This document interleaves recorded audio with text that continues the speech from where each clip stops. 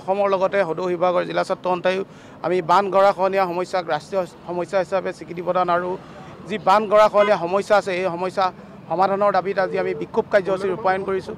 ইয়াৰ জৰিয়তে আমি চৰকাৰক দাবী জনাব বিচাৰিছে আমাৰ অসম ৰাজ্যৰ কিনাৰৰ বিহাৰ, এই বিহাৰত কেন্দ্ৰীয় চৰকাৰে বিশেষ পেকেজ গ্ৰহণ কৰি বানপানীৰ ক্ষেত্ৰত বিশেষ পেকেজ গ্ৰহণ কৰিব পাৰে, কিন্তু অসমক মাহিৰাৰ দৃষ্টিৰে চায়।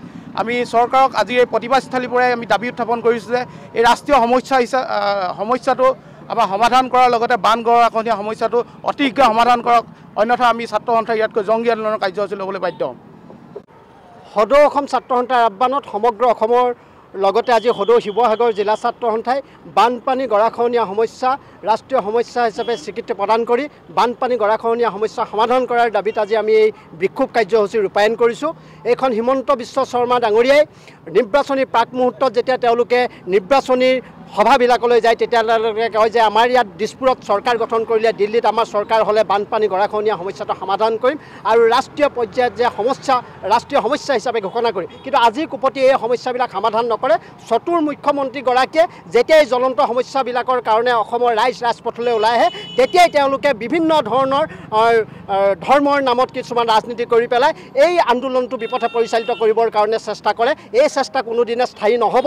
যেতিয়ালৈকে বানপানী গৰাখহনীয়া সমস্যা ৰাষ্ট্ৰীয় সমস্যা হিচাপে স্বীকৃতি প্ৰদান কৰি বানপানী গৰাখহনীয়া সমস্যাটো স্থায়ী সমাধান কৰিবৰ কাৰণে চৰকাৰে কোনো পদক্ষেপ নল'ব তেতিয়ালৈকে অবিৰতভাৱে সদৌ অসম ছাত্ৰ সন্থাই আৰু আমাৰ জিলা ছাত্ৰ সন্থাবিলাকে এনেদৰে প্ৰতিবাদী কাৰ্যসূচী গ্ৰহণ কৰিবৰ কাৰণে আমি বাধ্য হৈ থাকিম। আৰু এইখন চৰকাৰ আটাইতকৈ দুখ আৰু পৰিতাপৰ বিষয়, এই কেন্দ্ৰীয় চৰকাৰখনে আমাৰ সম্পদবিলাকৰ ওপৰত চকু আছে কিন্তু সমস্যাবিলাক সমাধান কৰিবৰ কাৰণে তেওঁলোকে আগবাঢ়ি নাহে।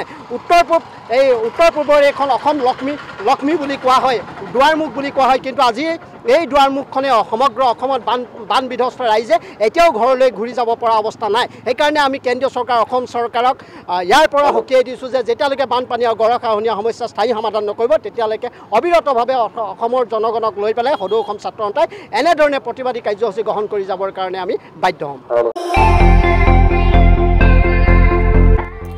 আপুনিও ভুগিছে নেকি গেছৰ সমস্যাত?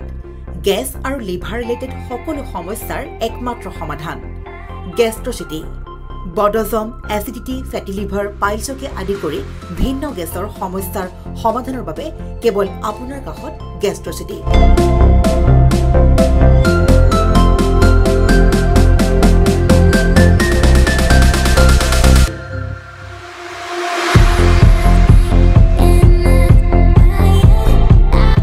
ভিজিট কৰক গেষ্ট্ৰচিটি, গুৱাহাটী, হাতীগাঁও চাৰিআলি। যোগাযোগ নম্বৰ 7577999909।